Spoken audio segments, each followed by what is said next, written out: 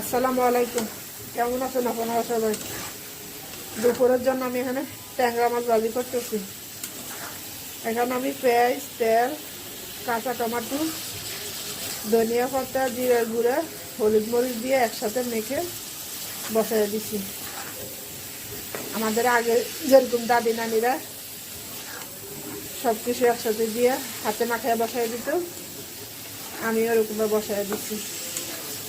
আপনারা কমেন্ট করে জানাবেন সব কিছু একসাথে মাইখা দিয়ে রান্না করলে ভালো নাকি আলাদা মশলাটা কষায় রান্না করলে ভালো।